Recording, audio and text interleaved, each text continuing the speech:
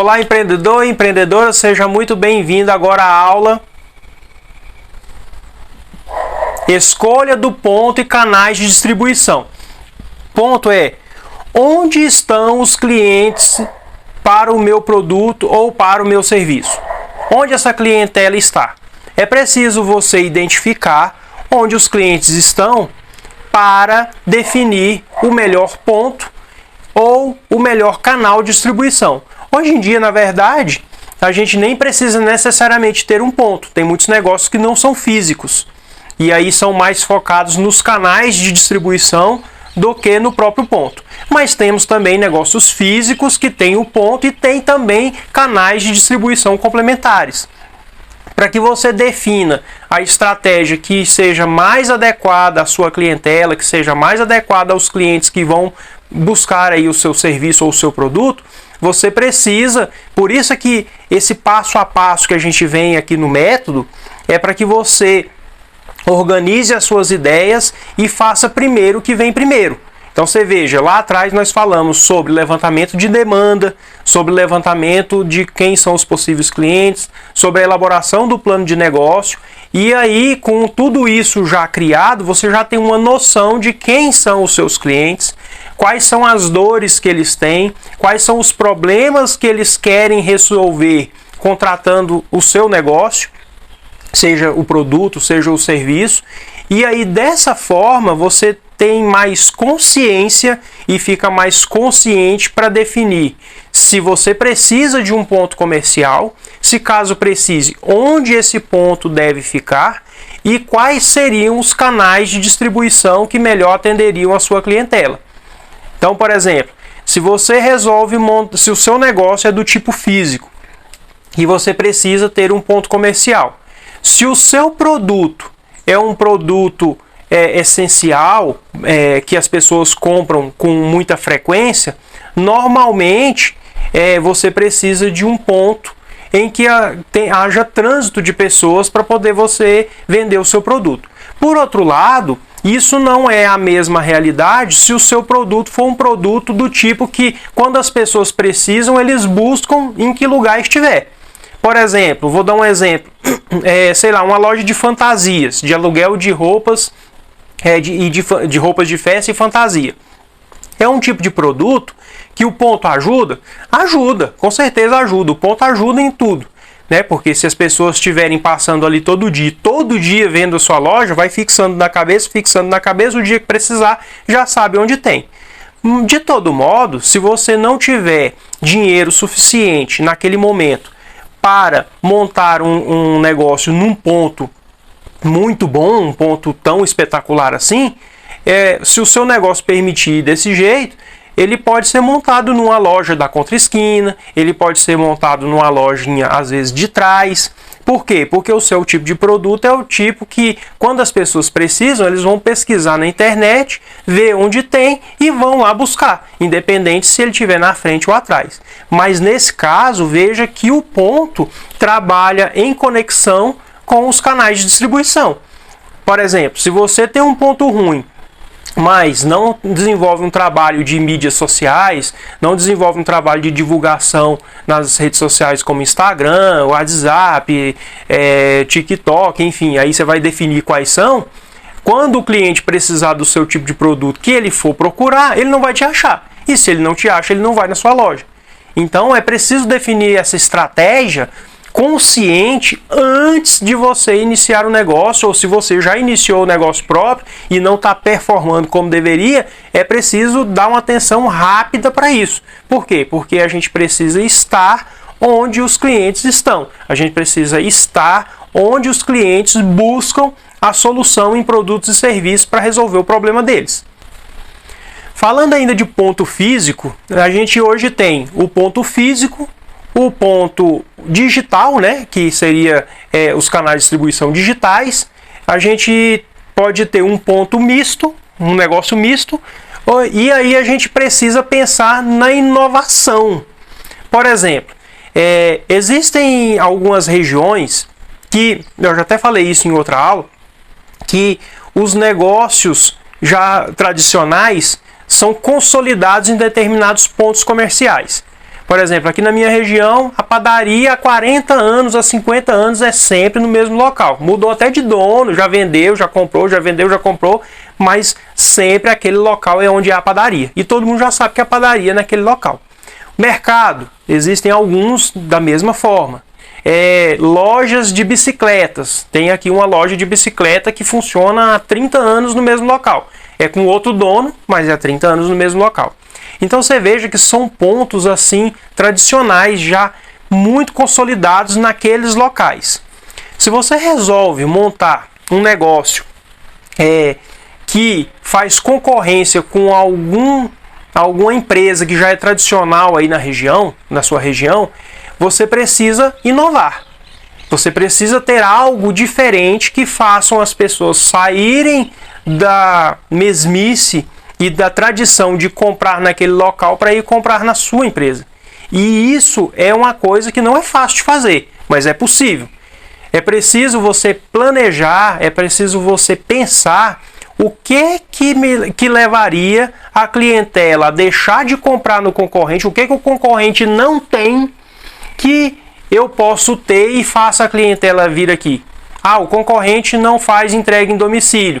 Eu posso fazer, não sei, talvez seja um diferencial.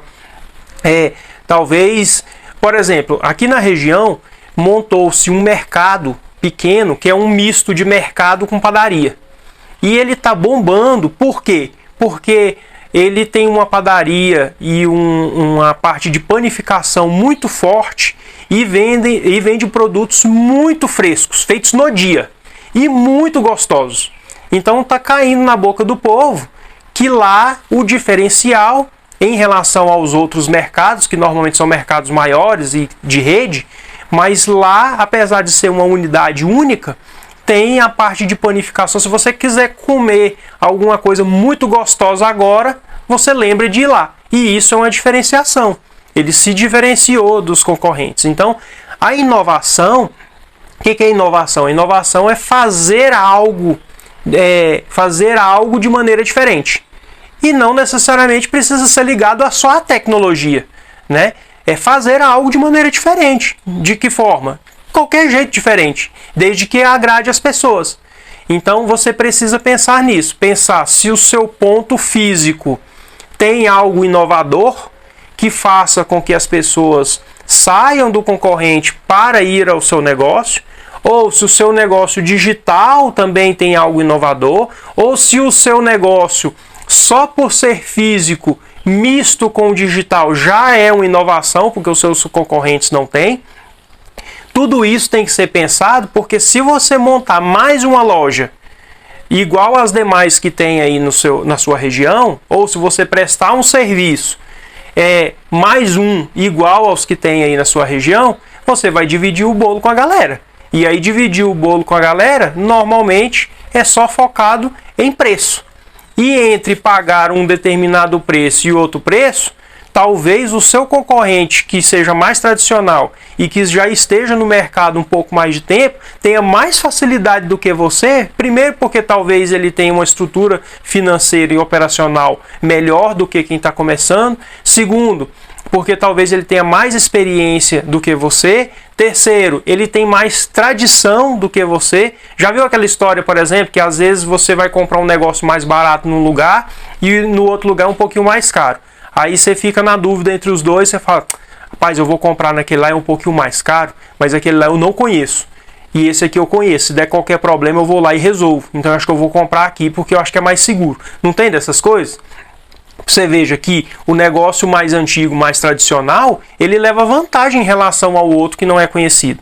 Então, se você entra no mercado só para dividir o bolo, é possível, se você não tiver um diferencial e uma força inicial muito grande de atendimento, de presença, de qualidade, de uma série de fatores, pode ser que você não consiga dividir o bolo com os seus concorrentes. E aí ele se mantém e você talvez não consiga o faturamento necessário para pagar suas despesas, fica ali aqueles 2 ou 5 anos lá das pesquisas das empresas que quebram e depois acaba fechando as portas. Outra coisa que pode acontecer também é o seguinte, às vezes existe uma demanda na região, tem uma quantidade X de lojas e aí o negócio é bom, e aí vão surgindo negócios novos. Então eu tinha lá, por exemplo, uma demanda X, e eu tinha 5 lojas de um determinado ramo, ou 5 empresas de um determinado ramo. E aí aquela demanda X era dividida para as 5 empresas.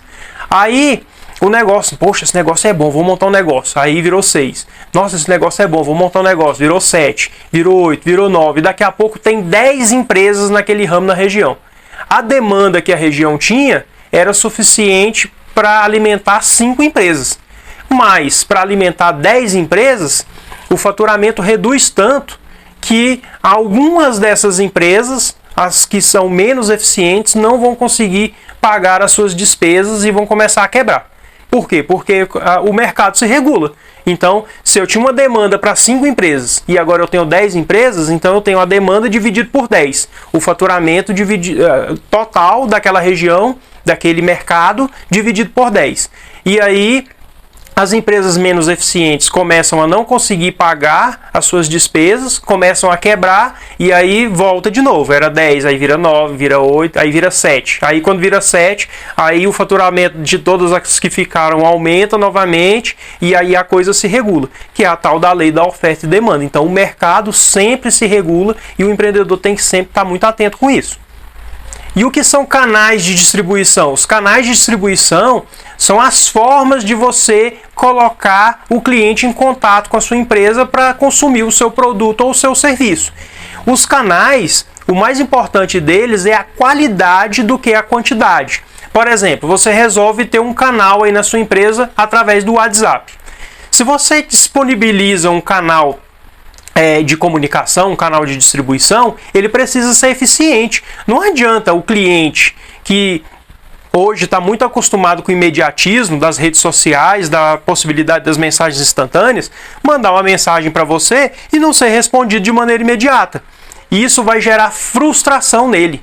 Ele pensa que existe um WhatsApp à disposição e quando ele manda mensagem naquele WhatsApp, ao invés de ele ser atendido prontamente, ele demora a ser respondido. Então, é melhor ter qualidade do que ter quantidade. Se você colocou o canal à disposição, tenha gente disponível para atender o cliente em todas as demandas que ele precisa de maneira mais rápida e mais perfeita possível. Ou então é melhor nem ter o canal de distribuição.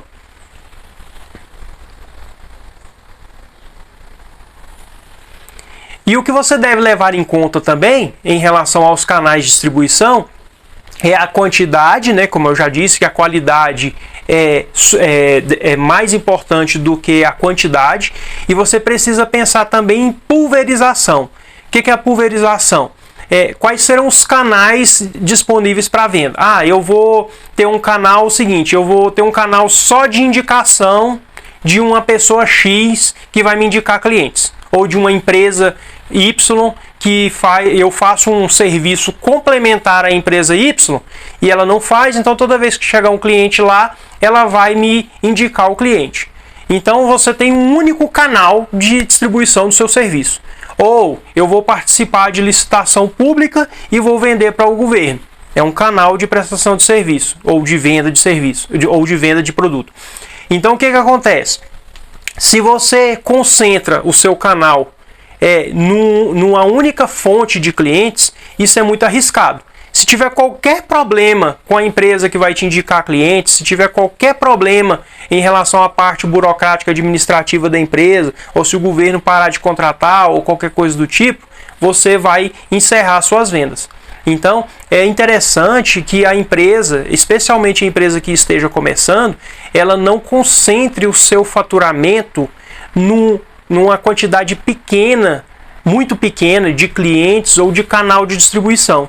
O melhor é que você tenha uma amplitude, não vou nem dizer de canais de distribuição, mas uma amplitude de clientela para que o seu faturamento seja o mais pulverizado possível dentre os seus clientes, porque se você tiver qualquer problema com qualquer um desses clientes, isso não vai de maneira negativa sacrificar o seu negócio e você vai conseguir continuar. Isso é tão sério que a avaliação que os bancos fazem para fornecer empréstimo para as empresas, para fornecer crédito, tem lá um item perguntando se o faturamento da empresa é concentrado mais de 10% em um único cliente. Por quê? Porque até os bancos sabem que uma empresa que concentra mais do que isso na avaliação deles no único cliente pode correr o risco de ter um problema com o cliente e aí o seu faturamento se atrapalhar e o negócio ser colocado em risco. Então, gente, é isso aí. Estamos finalizando a aula aqui de escolher o ponto comercial e canais de distribuição e vamos para a próxima aula.